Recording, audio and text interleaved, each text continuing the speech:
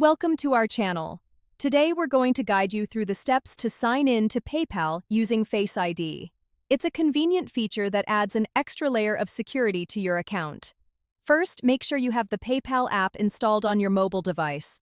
Open the app and locate the login button on the home screen. Tap on it to proceed with the sign-in process. Next, you'll be prompted to enter your email address associated with your PayPal account.